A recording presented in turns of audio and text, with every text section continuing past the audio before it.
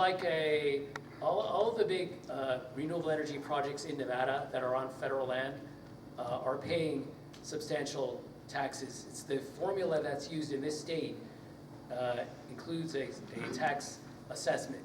And so you can look at any of the projects in the state that have applied for the tax abatement.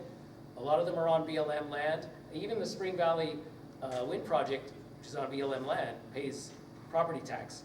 It's lower because it's a much smaller project, much smaller capital investment than this one will be. But that's the way it's calculated here in this state. Yeah, and of course the wind project right now doesn't pay anything to the county.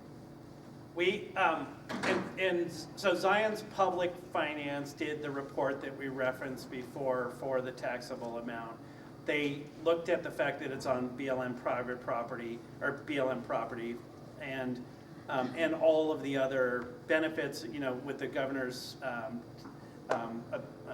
incentive and the taxable amount, and that's what they came up with. And I said, well, it's on federal land, does it have to pay property tax? And the answer that they came back with was yes, it does. There is personal equipment, which is about $750 million of the $2.3 billion, which is all the equipment inside. That's clearly personal property and would have a personal property depreciation, and then the rest of it is the civil work that makes it up.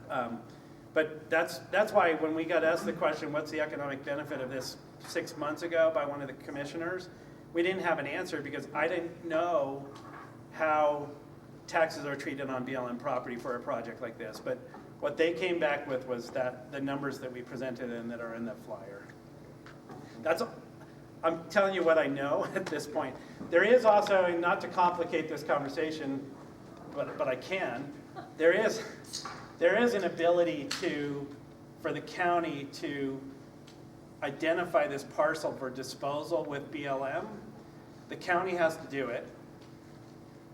They go to the BLM and they ask for identification of disposal, which means that they make it available to sell the property, which then it would be owned in fee title by the project. And you know, I asked that question because for the reason that you did, to me it makes more sense from the county that if that was private property, clearly it's got to pay property taxes as opposed to being federal land. That is an option that we have discussed, we can look at, but we're trying to keep things simple in a very complex world right now, but it is a discussion that we've had. So who would pay those taxes? You folks or the people that buy? The project will have to pay it. So, you know, it's like any other project. I don't name a building or whatever, but the owner and the project itself would be responsible for paying all the taxes associated with it. Does that answer your question? And I mean, if we own the project, and we would love to own the project, because can you imagine having an 80-year annuity that you put money into and you know you're going to get an 8% return on for 80 years? Everybody here would invest in this project. I just don't know that we're going to be allowed to because of the utility regulatory structure. Yes, ma'am. So you talked about how you plan on having other people come in and buy it once you reach a certain fiscal point in construction. So are they going to completely take over the project, or are you guys still going to be in charge in terms of promising not to take too much groundwater at one time when it comes to dry seasons, and other people's wells? Are they going to be able to maintain that as well, or are we going to be kind of SOL once you guys are no longer a part of it? Everybody heard that question, right? That's why we have contracts. And the answer is, I would love to stand before you and say that I will be the one standing before you in 5 years or in 7 years when somebody says my well is drying up and what do I do? I can't guarantee that. I would be lying to you, and I don't like to do that. I like to be as honest as possible. What we do in part of the development and part of the FERC licensing and part of the BLM process is to make sure that everybody's interest is really well protected, and ultimately that goes into contracts, and there's contractual obligations to make sure that it pays the property taxes, that it doesn't deplete the water, that they can only build in certain times, that there's the sage-grouse mitigation credit, you know, that all of those steps are taken. And if they're not, there's hammers to hammer on the owner in the event that they're not adhering to the contractual obligation of the projects. And any future owner of the project wants to know that all that has been taken care of, because they don't want to inherit something that hasn't had all that taken care of, because they don't want headaches, right? So that's our job, to address all those risks, make sure everything is protected, clear all the hurdles, and then it's an attractive product. Yes, sir. I have another question on the whole premise of utility potentially buying it out. What does that do? The tax revenue coming from the utility is not the same as the private business, is it? Like they wouldn't be bound to the same percentages as you guys were as a private industry. Well, we looked, again, in that report that I keep mentioning, the Zions Bank report, looked at how a utility would, how this project would be taxed if a utility owned it. And they're centrally assessed and then locally assessed, and from a utility perspective. And utilities like to have centrally assessed because then the taxes get spread out around all of their assets. In this case, by the indication by the banks and by the lawyers, is that this would remain centrally assessed and the taxes that we've talked about would remain here in the county. Local. They're local. There is a portion of those taxes, again, in the handout, I mentioned that it's like $13 million a year that it would pay, and 144 million over 20 years and 114. There's a portion, about half of those taxes do go to the state No, tax I fund. think this is after the abatement. Well, after the abatement, it still has to pay both the local taxes and the state taxes. But- So because the entirety of the project is in one county, it's not treated like a transmission line crossing 6 counties. It's centrally assessed if a utility owns it. And this, because all the features of the project are in one county, it's basically taxed at the way that the local entity would tax it. Yes, sir. You know, if there's any gene artifacts where the reservoirs are going to be. I think the question was, if there are any artifacts, cultural artifacts, and was that the question? Yes. So that's the purpose of the cultural field studies that are being done right now. Because that has to be studied, it's a required part of the BLM aspect, as well as the FERC environmental impact statement. For the whole footprint of the project, the cultural impact has to be studied, and so that's what the field studies do, is look for that type of evidence and any sort of structures or artifacts, anything like that. So I think it's a really good question, and it's a really good point. And as you guys, as members of the community, these are public documents. They will be on the website. We shared that we just launched a website yesterday. It's called whitepinepumpstorage.com, I think. Some of these will be up there. But in the FERC final license that we submit, again, this is the preliminary license, it's going to be 1,000 pages or 2,000 pages of information. And the consultants that we have, HDR, is out there right now doing the environmental, the biological, the endangered species, the cultural resources, and they will have reports and any other ones that I can't think of right now, but anything that everybody in here could think of, it will be studied, and there will be a portion of the final license that gets submitted that has that study in it, and it will be available for you guys. So you can look to see, was there an eagle seen up there? Was there large game? Was there a cultural resource? And all of that goes into this process. Yes, sir. I'd like to follow up more on the financials. And it seems that the project is viable because of the differential between peak rates and off-peak rates. And what does your finance report say about the longevity of the current spread, particularly converting energy that you buy from Mount Wheeler versus the renewable energy that you produce from that? And the selling price of renewable is probably better than it is for non-renewable. either one. So, back in the old days when the existing pump storage was built, it was driven by the spread between the off-peak price of energy and the peak price, which was maybe 7 or 8 cents a kilowatt hour. That nuclear energy in the middle of the night that they couldn't use, pump with it. Middle of the day, it was oil, which was expensive, so that spread drove the economics. Today, it's a different situation. Once utilities started using natural gas, that spread started to decrease quite a bit to where it might be 2 or 3 cents a kilowatt hour difference. Not enough to pay for a project like this. But that isn't the driver anymore.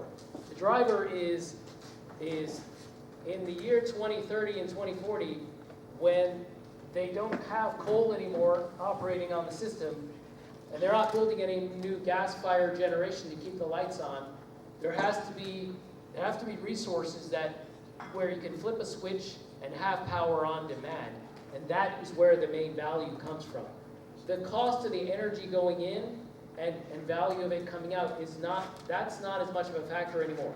It's that they have only 2 choices of how to keep the lights on when power and demand is there. It's going to be energy storage, largely, and their 2 choices are batteries, and where they're lucky to have a pump storage option, pump storage. And so then the economics come down to what it's going to cost to build that storage, and be able to have that 8 hours of storage like what we're talking about. In some cases it's 10 hours, in cases 6, this is 8. So that what we call the ability to deliver power on demand for a fixed amount of time, that's the economic driver. Now, there is a growing spread in the price of energy that's going the opposite direction because of solar. In a lot of places, the price of energy on the market is actually going below 0, which doesn't seem to make sense, but it's called negative pricing because there's too much. They can either shut down the plant or they can put that energy into storage. They'll actually pay. It goes down to like negative 2 cents or negative 3 cents a kilowatt hour. It's a problem.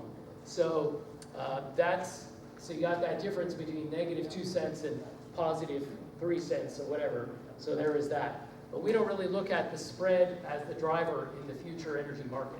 And I would add, again, I don't mean to overcomplicate things because our life is pretty complicated, but I would add one more thing because you guys are interested. We talked about instantaneous energy capacity being that duration of energy. The third component that we have not talked about is the renewable energy value or attributes that are associated with wind and solar.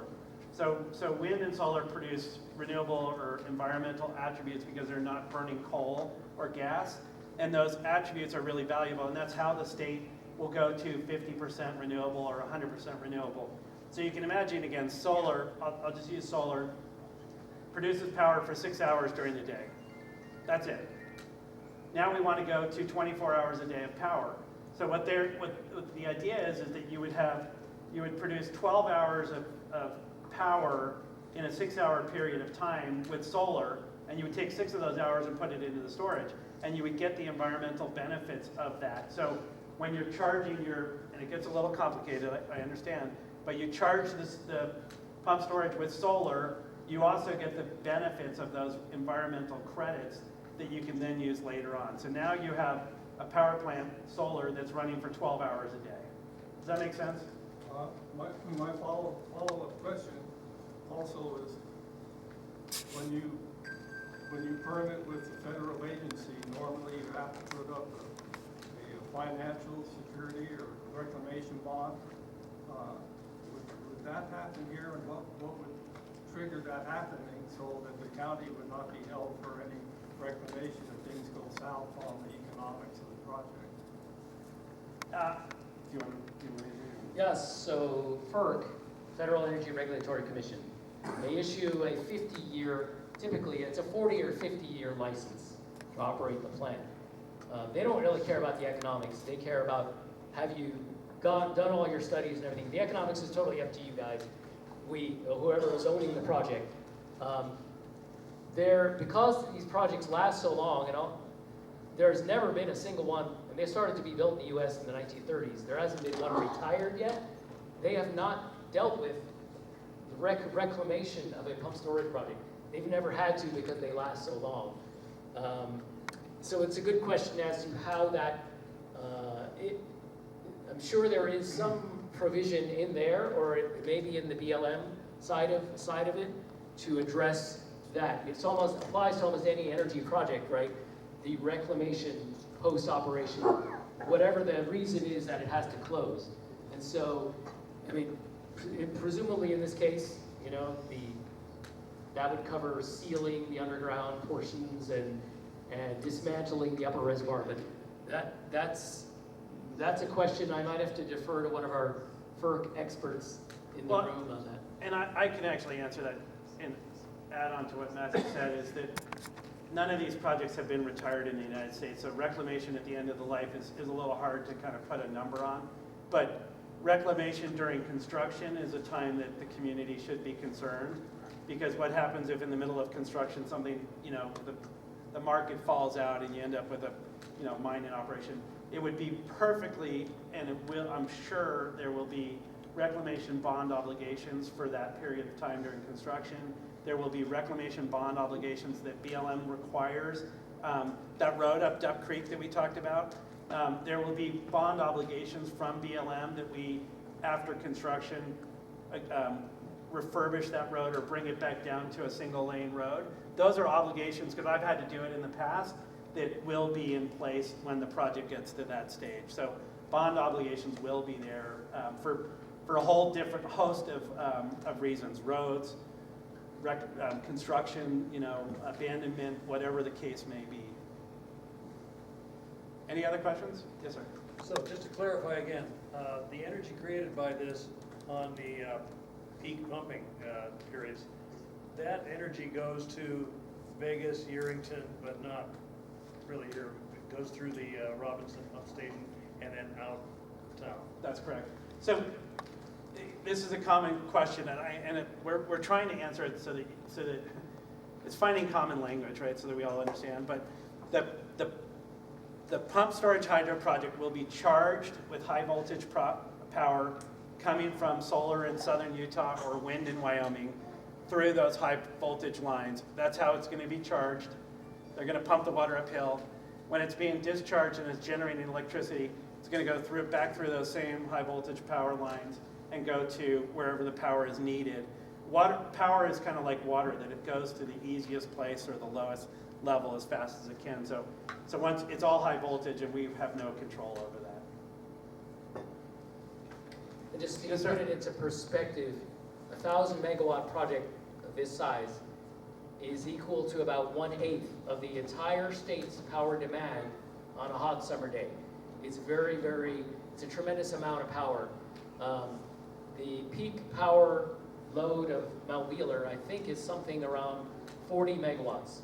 So, you know, electrons flow where they flow, so it could be, you know, certainly it's going to help stabilize the grid on a regional basis.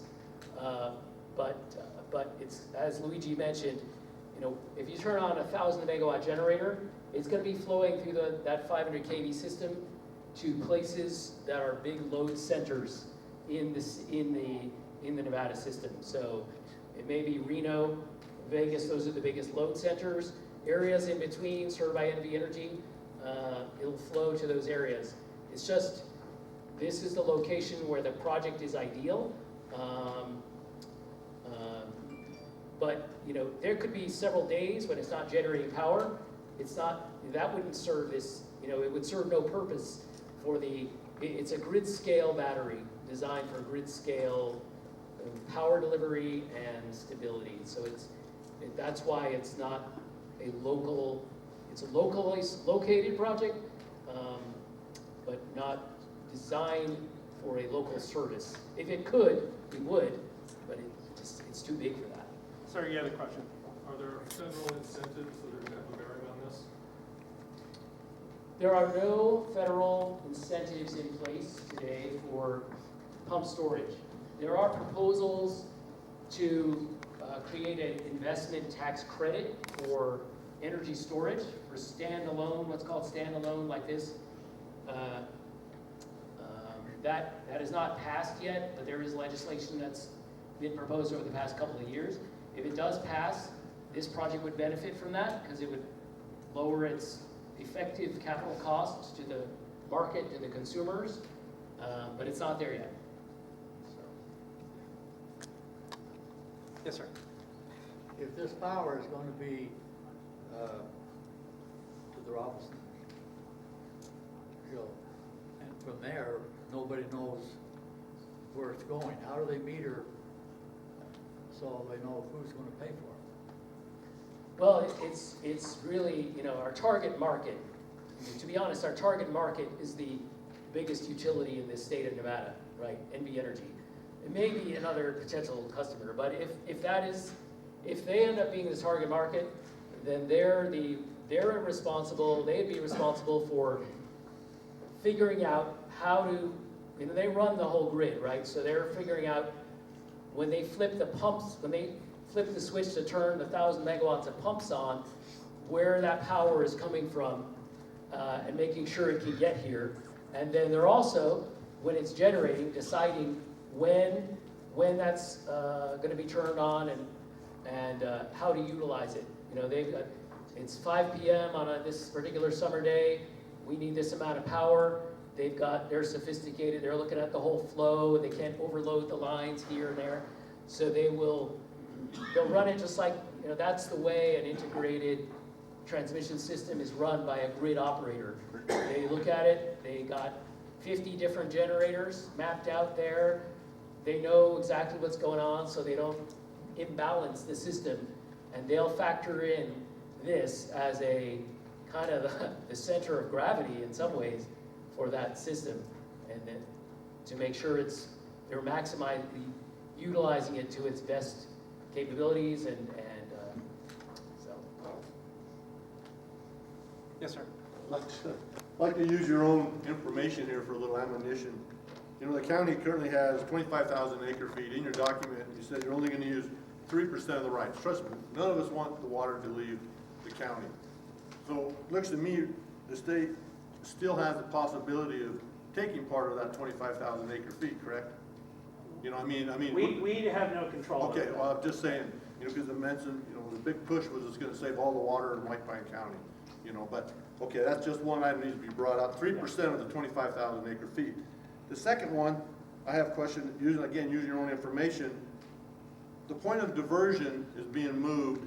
The pipeline was north of McGill, which I think most of that's probably BLM land. You want to move it closer to the substation. Your little drawing doesn't show approximately, because of the gas, where it's going to come from.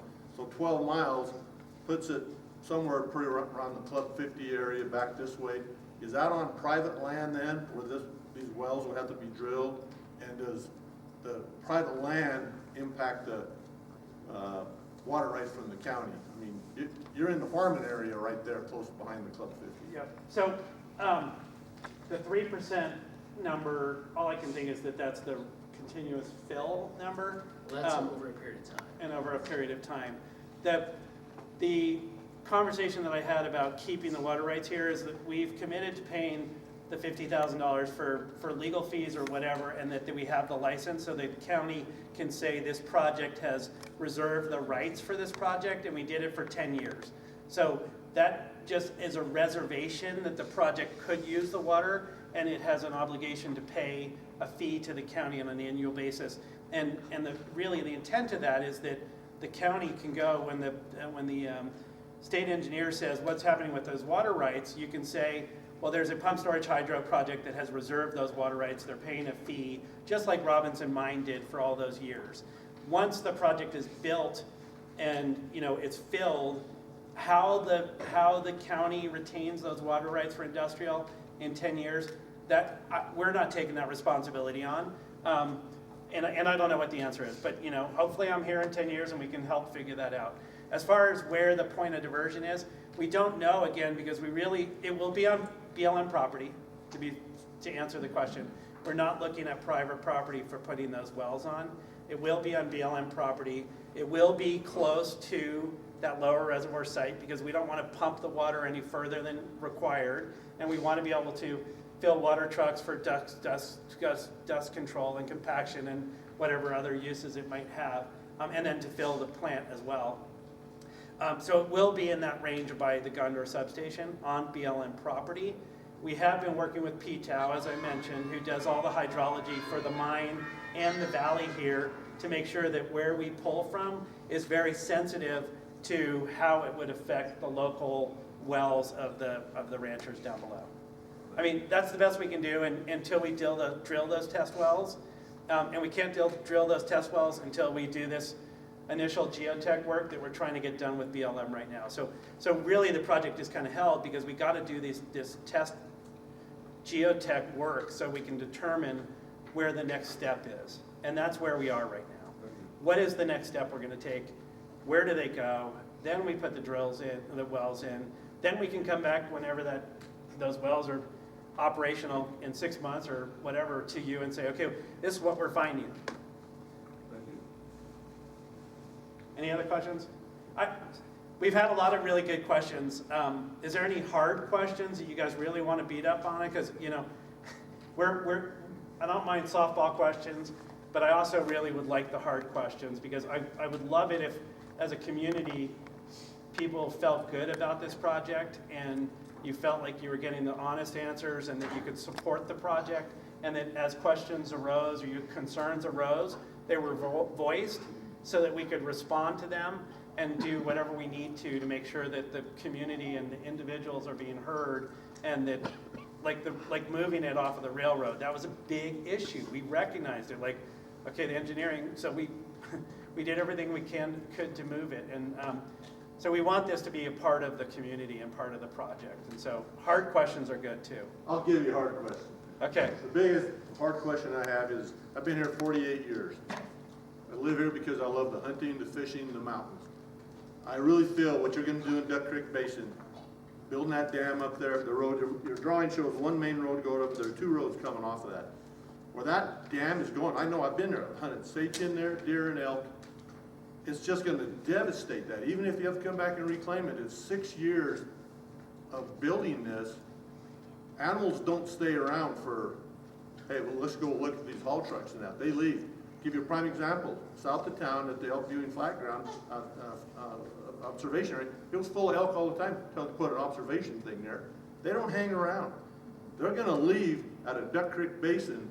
It will never be the same, I swear. Again, I've hunted here for 48 years, and this game is getting scarcer and scarcer for encroachment on what the deer. There's more deer in town than there are in the mountains right now. So that's my biggest hardball question I have. How are you going to accept what you're going to do to Duck Creek Basin? Let me answer the 2-road question, and it just occurred to me again that the way to answer that question is the reason for the 2 roads is because we don't know which path we're going to take up, and so with the permit we have to be broader than the actual project will be. So we're not building 2 roads, but we have to put alternatives there, and there's 2 different routes that we've taken up there. So that's probably why the 2 roads are depicted on there. And I'm not a hunter, but I can appreciate that. You know, I think the goal is that in this, you know, swath right here, that we are as minimal impact as possible. It is a civil project that's going to require heavy earth moving, and it will have some impact. I mean, absolutely no doubt. But hopefully it's not more than, you know, this mile-wide swath here on the whole range, and it doesn't, you know, totally disrupt it. I know that game is changing all the time. I grew up in the country as well, and it changes, and you know, we'll do everything. And if there's time restrictions for construction that's required as a result of, you know, all the studies, that could be something that happens as well. Can I add comment to that? I'm with that gentleman. I disagree. I don't like this project. If it happens, it happens. He's right about the animals. You guys are talking, and you can't bring them back or change that. You're gonna be going up and down that road. A lot of people, a lot of traffic. Not only is it wildlife, what about the ranchers? It's open range. What about the trash that all those people are gonna throw out? I go walking out there all the time. You don't believe the crap I find. Those ranchers, they round up their cattle and horses. The horses step on glass. There's families on those horses, kids. this project is gonna destroy Duck Creek. My opinion. I've And- seen and what we big live in projects Duck do. Creek. But I've seen the trash that's left by big projects and their promises to clean up what they mess up. Nope. We're not gonna bring any of that stuff back. Thank you. Can I add to that? Yes. To Yes. my knowledge, I've been hunting that